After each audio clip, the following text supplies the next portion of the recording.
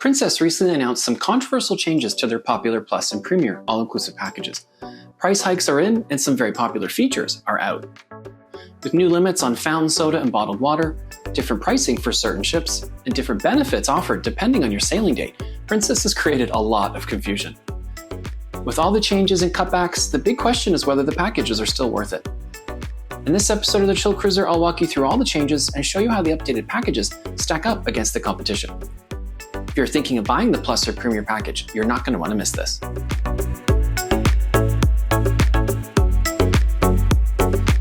Hey cruisers, Andrew from Toronto, Canada here. Welcome to the Chill Cruiser, where I explore cruising from a chill perspective. Today I'm going to walk you through all the changes Princess announced to the Plus and Premier packages and compare the updated prices and features with other cruise lines. Before announcing the changes, the packages offered the best value in the industry because they allowed you to have a truly all-inclusive experience. Things that most cruisers pay for anyway, like drinks, internet, and gratuities, were all included, so you can enjoy your cruise without worrying about a hefty account balance on disembarkation day. And the pricing was simple. Each package had a flat rate per day, and that's what you paid. No extra fees to make the price look smaller than it actually is, which many cruise lines are guilty of doing. The good news is that one of the packages is still one of a kind in the industry and offers amazing value. The bad news is that the other package now makes sense for less people, and that all the packages combined are unnecessarily complicated. It took me over an hour to go through all of them, and I had to make this complicated matrix to make sense of it all. Even worse is that instead of trying to treat us like adults and level with us about the rising cost of doing business, Princess tried to spin these price hikes and feature cutbacks as good news. And they tried to sneak through a major change to the Plus package without actually calling it out.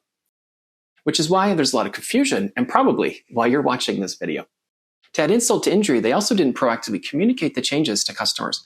I found out about them from friends, not an email from Princess, which is frustrating and reinforces something I've said in my previous videos, which is that Princess really needs to work on how it communicates with customers. But I digress. Let's get started by looking at changes that apply to both the Plus and the Premier packages.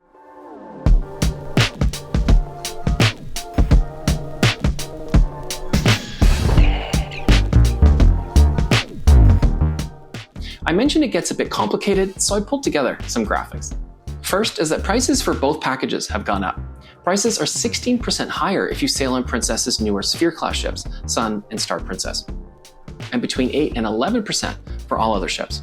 And those prices are if you book at least 4 days prior to your sailing. Otherwise, you'll need to buy a package on board and add another $5 per day, regardless of the package.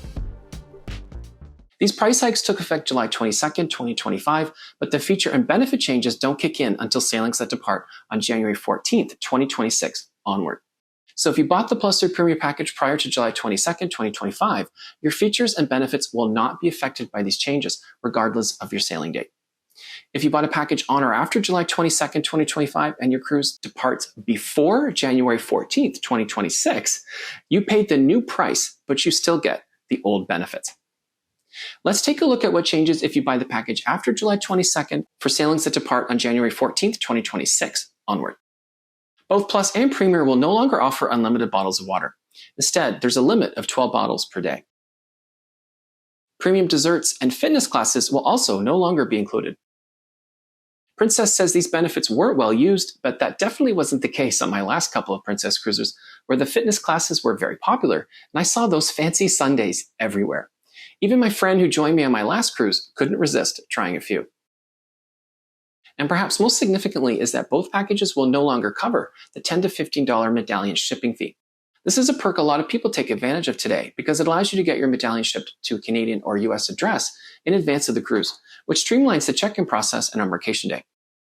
This could potentially have some of the biggest implications on your cruise experience because it means port staff will have to locate and hand out a lot more medallions, which will add delays to the check-in process, unless Princess adds more port staff, which isn't likely. Both packages do still cover the fees related to requesting food and drink delivery anywhere on the ship through their Ocean Now service, which is a good thing.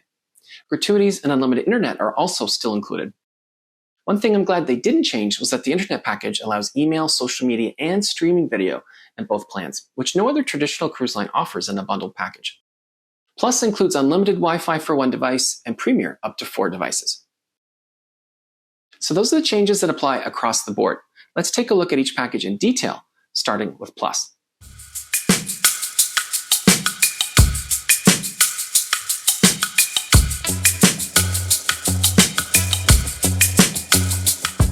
Plus used to offer 15 alcoholic drinks up to $15 each, as well as unlimited non-alcoholic drinks like specialty coffee, water, and soda. In addition to the new daily limit of 12 water bottles, fountain drinks will now be treated like an alcoholic drink and count towards your 15 daily limit, which I think is really silly.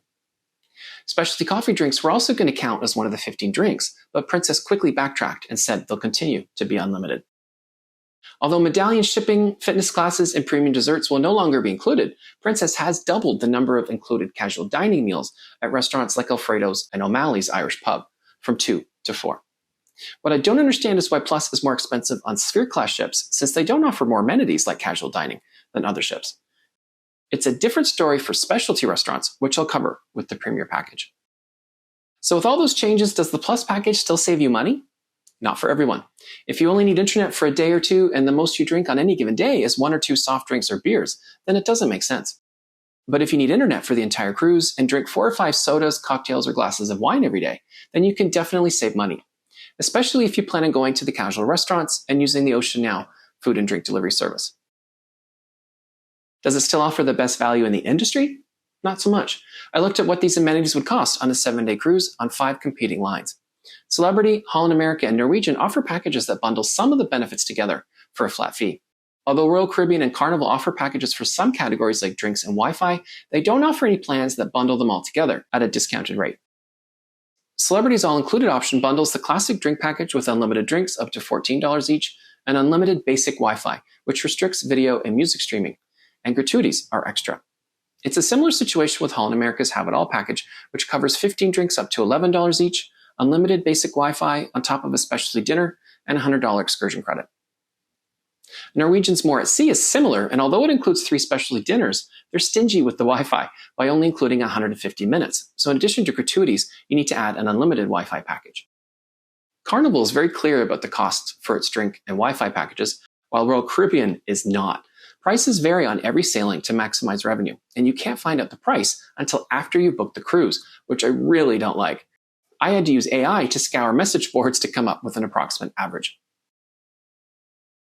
Although it's not comparing apples to apples since every cruise line's offerings are slightly different, this gives you a rough sense of the cost to get the amenities offered by Plus on other cruise lines. As you can see, Princess is still the cheapest by more than $30 per day or $220 per week on a Sphere class ship. Keep in mind, this is using the most direct comparison, which means adding the cost to upgrade to streaming Wi-Fi on every line.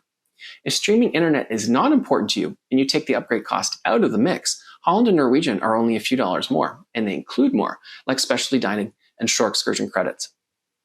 Celebrity's in the middle at just over $100 a day, with or without the streaming upgrade. Carnival and Royal are much more expensive, both more than double the cost of Princess's Plus package, with Royal claiming the title as most expensive at $154 per day. Again, since Royal isn't transparent about their package costs, I used an approximate average that could be higher or lower depending on the revenue algorithm on the day you try to get it. It's not like an airline that'll show you variable costs like seat selection before you purchase. I went through the process to book a cruise and they didn't give any indication of package pricing before asking for my credit card information to book. So if video streaming is important to you, the Plus package still offers the most value.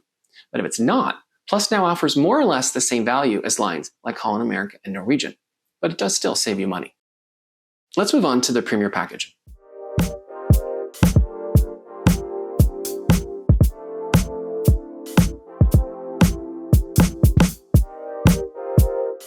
In addition to eliminating medallion shipping, fitness classes, and premium desserts, they're also getting rid of Princess Prizes, which draws your name for a prize every time you open your cabin door while the ship is at sea. This is a shame since I've won a few prizes over the years, including a $250 onboard credit on my last cruise. All drinks up to $20 except water remain unlimited, which is significant because premium drink packages are disappearing in the industry. Both Norwegian and Royal Caribbean have canceled their upgraded packages that included premium wines by the glass.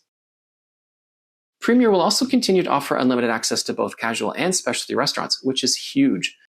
Having a slightly higher price for Sphere class ships makes a lot more sense for this package. Sun and Star Princess have more than twice the number of specialty dining options than other Princess ships, like Teppanyaki and Love by Brito, which was recently added to the list of restaurants eligible for Premier. You also continue to get unlimited Wi-Fi for up to 4 devices, downloadable photos taken from the ship's photographers, along with 3 prints, and priority seating for production shows in the Princess Theater. The one benefit they've added is a shore excursion credit that varies by the length of your sailing. On a 7-day cruise, you get $100. Princess is the only cruise line to offer a premium all-inclusive package like Premier, and even after all the cuts, it still offers stand-up value in the industry. Since the other lines don't offer a package like this, it's tough to compare, but I gave it a shot by adding up all the extra fees to get the same benefits. I included the price to upgrade the drink package when it was an option on lines like Celebrity. I also added the cost of an unlimited specialty dining packages for lines that offer one, and for lines that don't, I added up the average cover charge to dine at specialty restaurants every night. The total cost in every line is a lot more than you would pay with the Premier package on Princess. Once again, Holland America and Norwegian are a few $100s more per week, Celebrity's a few hundred more than that, and Carnival and Royal Caribbean are more than double, with Royal topping out at $1,400 for the week, or $200 a day. What is captured by the numbers is the feeling of luxury and freedom from being able to enjoy pretty much any wine or restaurant on the ship without having to worry about your bill at the end of the cruise. I had the Premier package on Emerald Princess last month, but hadn't made any dining reservations. My friend and I just winged it, and we were still able to get last-minute reservations into any restaurant we felt like going to on any given day. And we could order almost any glass of wine from the wine menu. It truly was a worry-free premium all-inclusive experience. Although Sun and Star Princess offer more specialty dining options, they also carry much more people with much smaller venues, so advanced reservations are a must. So despite increasing prices, cutting some perks, and making some elements confusing, Princess's Plus and Premier packages still offer value. While the Plus package is now only slightly more competitive than other lines, there's nothing that matches the Premier package for what it includes and how much you save. Let's just hope Princess leaves them alone for a while and does a better job of communicating changes when the time comes. What do you think about the changes? I'd love to hear your thoughts in the comments below. If you're already a subscriber, thank you for supporting my channel. If you're not yet a subscriber and found this video helpful, I'd really appreciate if you consider becoming one, because it helps me grow the channel and create more content like this. Sphere class ships offer more specialty dining options, but unfortunately, they also come with a lot of trade-offs and frustration. You can find links to my full review of Sun Princess and my guide to navigating Sphere class ships here. Thank you for watching, and happy cruising.